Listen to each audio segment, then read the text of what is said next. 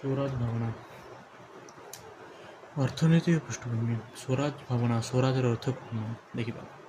ସ୍ୱରାଜ ଶବ୍ଦର ଅର୍ଥ ହେଉଛି ସ୍ୱରାଜ। ସ୍ୱର ଅର୍ଥ ହେଉଛି ଆତ୍ମ, ରାଜ ହେଉଛି ଶାସନ, ଆତ୍ମଶାସନ ବା ନିଜର ଶାସନ। ସ୍ୱରାଜର ଅର୍ଥ ହେଉଛି ସାଧାରଣ ଭାବରେ ସ୍ୱରାଜର ଅର୍ଥ ହେଉଛି ଆତ୍ମଶାସନ ବା ସ୍ୱରାଜ ଆତ୍ମଶାସନ। ଏଣୁ ଏହା ହେଉଛି ସ୍ୱରାଜ ହେଉଛି ସ୍ୱଶାସନ, ନିଜର ଶାସନ, ଆତ୍ମଶାସନ, ନିଜର ଶାସନ ବା ସ୍ୱାୟତ୍ତ ଶାସନ ଇତ୍ୟାଦି। ସ୍ୱରାଜ ଶବ୍ଦଟି ପ୍ରଥମେ ଭାରତର କୁଳପତି ଦାଦାଭାଇ ନାରୋଜୀଙ୍କ ଦ୍ୱାରା ବ୍ୟବହାର ହୋଇଥିଲା। ଏହି ସ୍ୱରାଜ ଶବ୍ଦଟି ଭାରତର କୁଳପତି ଦାଦାଭାଇ ନାରୋଜୀ ପ୍ରଥମେ ବ୍ୟବହାର କରିଥିଲେ। ସ୍ୱରାଜ ଶବ୍ଦଟି ମହାତ୍ମା ଗାନ୍ଧୀ ପ୍ରଥମେ ବ୍ୟବହାର କରୁନଥିଲେ। ସ୍ୱରାଜ ଶବ୍ଦଟି ଦାଦାଭାଇ ନାରୋଜୀଙ୍କ ଦ୍ୱାରା ପ୍ରଥମେ ବ୍ୟବହାର ହୋଇଥିଲା। 1906 ମସିହାରେ କଲିକତା ଠାରେ ଅନୁଷ୍ଠିତ 1906 ମସିହାରେ କଲିକତା ଠାରେ ଅନୁଷ୍ଠିତ ଭାରତୀୟ ଜାତୀୟ କଂଗ୍ରେସର 22ତମ ଅଧିବେଶନର ସଭାପତି ଅଭିଭାଷଣରେ ସେ ଘୋଷଣା କରିଥିଲେ ଯେ ସ୍ୱରାଜ ବା ଆତ୍ମଶାସନ ହିଁ ଭାରତର ଜାତୀୟ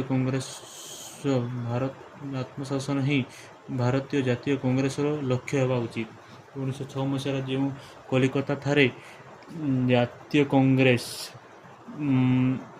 ଭାରତୀୟ ଜାତୀୟ କଂଗ୍ରେସର ଅଧିବେଶନରେ ସେ ଘୋଷଣା କରିଥିଲେ କି ସ୍ୱରାଜ ହେଉଛି ଜାତୀୟ କଂଗ୍ରେସର ଲକ୍ଷ୍ୟ ହେବା ଉଚିତ। ସେ 1906 ମସିହାରେ ପ୍ରଥମେ ଦାଦାଭାଇ ନାରୋଜୀଙ୍କ ଦ୍ୱାରା ଘୋଷଣା କରାଯାଇଥିଲା।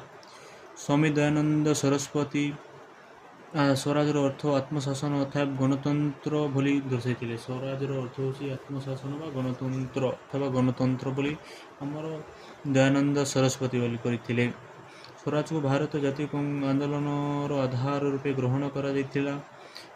ତାଙ୍କ ପାଇଁ ସ୍ୱରାଜର ଅର୍ଥ ଏକ ରାଷ୍ଟ୍ରବିହୀନ ସମାଜ ଗଠନ ଏବଂ ଭାରତୀୟ ଅର୍ଥନୀତିର ସଶକ୍ତି ଓ ଆତ୍ମଶାସନ ବା ଆତ୍ମନିର୍ଭରଶୀଳ ଏକ ହତିଆର।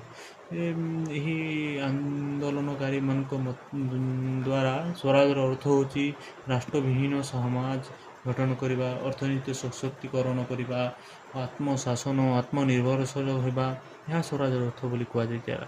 ତେବେ ବାସ୍ତବ ବୃହତ୍ତର ପରିସର ସ୍ୱରାଜ ଶବ୍ଦକୁ ମହାତ୍ମା ଗାନ୍ଧୀ ହିଁ ବ୍ୟବହାର ବା ବିକଶିତ କରିଥିଲେ। ଏହି ସ୍ୱରାଜ ଶବ୍ଦକୁ ପ୍ରଥମ ବ୍ୟବହାର କରିଥିଲେ ଦାଦାଭାଇ ନାରୋଜୀ ଏବଂ ଏହି ଶବ୍ଦକୁ ବୃହତ ବ୍ୟବହାର ଏବଂ ଏହାର ପ୍ରକୃତ ଅର୍ଥ ତା'ର ବିକଶିତ କରିଥିଲେ ଆମର ମହାତ୍ମା ଗାନ୍ଧୀ ସ୍ୱରାଜ ଶବ୍ଦ ବିକଶିତ ଥିଲେ। ସେ ରାଷ୍ଟ୍ରକୁ ଆତ୍ମହୀନ ଯନ୍ତ୍ର ଭଳି ବିବେଚନା କରିଥିଲେ ଯାହା ମାନବ ଜାତିର ସର୍ବାଧିକ କ୍ଷତି କରାଇଥାଏ। ତେଣୁ ସ୍ୱରାଜ ମାଧ୍ୟମରେ ସେ ଏକ